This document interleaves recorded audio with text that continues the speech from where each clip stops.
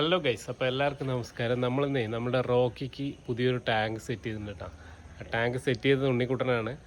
അപ്പോൾ ആ സെറ്റ് ചെയ്ത ടാങ്കിലേക്ക് നമുക്ക് റോക്കി ഒന്ന് വിടാം. അപ്പോൾ ആരാ റോക്കി എന്നായിരിക്കും നിങ്ങൾ വിചാരിക്കണല്ലേ? റോക്കിയെ നമുക്ക് കാണിച്ചു തരാം കേട്ടോ. റോക്കി ഇപ്പോൾ ഈ കാണുന്ന ചെറിയ പ്ലാസ്റ്റിക് ടബിലാണ് കേട്ടോ ഗൈസ് ഇരിക്കുന്നത്. അവന് നീന്താനുള്ള സ്പേസ് ഒന്നും അതിലില്ല. അപ്പോൾ നമ്മൾ ഈ റോക്കിയെ മാറ്റിയിട്ട് പുതിയൊരു ടാങ്ക് സെറ്റ് ചെയ്തിട്ടുണ്ട്. ആ ടാങ്കിലാണ് നമ്മൾ ഇവന് ഇടാൻ ഉദ്ദേശിക്കുന്നത്. അപ്പോൾ ആ ടാങ്ക് ഒന്ന് കണ്ടാലോ? അപ്പോൾ വരൂ ഗൈസ്, ദാ ഈ കാണുന്നതാണ് നമ്മൾ സെറ്റാക്കിയ ടാങ്ക് കേട്ടോ. വലിയൊരു പ്ലാസ്റ്റിക് ടിന്നിനെ രണ്ടായിട്ട് കട്ട് ചെയ്തിട്ട് അത്യാവശ്യം സ്പേസ് ഉണ്ട്. ഇതാ കണ്ടില്ലേ, ഇവിടുന്ന് അതുവരെ നീന്താനുള്ള സ്പേസ് ഉണ്ട്.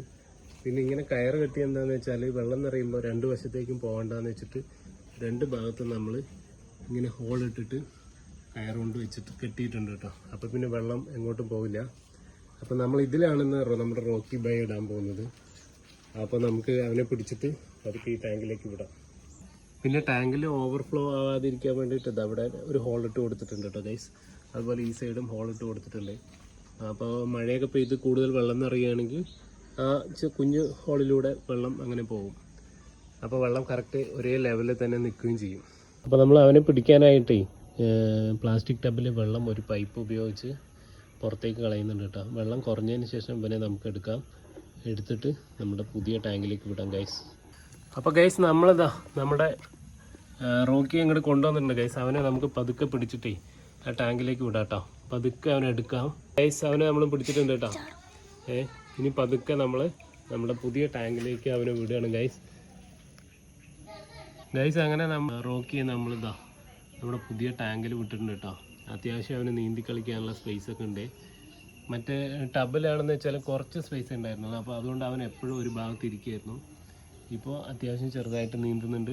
ഇനി ഈ വെള്ളമായിട്ടൊന്ന് സെറ്റായി കഴിഞ്ഞാൽ അവൻ ആക്റ്റീവ് ആകും കേട്ടോ ഗൈസ്. ഇതാ മുകളിലേക്കൊക്കെ വരുന്നുണ്ട്, കണ്ടല്ലേ, ആൾ ഉഷാറാണ്. അപ്പോൾ ഇവന് കൂട്ടായിട്ടേ നമ്മൾ വേറൊരു ഓസ്കാർ ഫിഷിനെയും കൂടെ വാങ്ങിയിട്ടുണ്ട്. മുമ്പ് റോക്കിയുടെ കൂടെ ഇവൻ്റെ പെയറായിട്ട് ഒരാളുണ്ടായിരുന്നു. അവൻ ചത്തുപോയതുകൊണ്ട് ഇവൻ കുറച്ച് കാലമായിട്ട് ഒറ്റയ്ക്കായിരുന്നു. അപ്പോൾ ഇനി ഇവനെ ഒറ്റയ്ക്ക് വിടാൻ പറ്റില്ല എന്ന് വെച്ചിട്ട് നമ്മൾ ഇവന് കൂട്ടായിട്ട് ഒരാളെയും കൂടെ വാങ്ങിയിട്ടുണ്ട് കേട്ടോ. അപ്പോൾ അവനെ ഒന്ന് കണ്ടാലോ ഗൈസ്. അപ്പോൾ നമ്മൾ റോക്കിക്ക് കൂട്ടായിട്ട് വാങ്ങിയ ഒരു ഓസ്കാർ ഫിഷാണ് കേട്ടോ. റോക്കിക്ക് പെയറായിട്ട് വാങ്ങിയ ബ്ലാക്ക് ഓസ്കാർ. അപ്പോൾ ഇവനെ നമുക്ക് റോക്കിയുടെ കൂടെ വിടാം.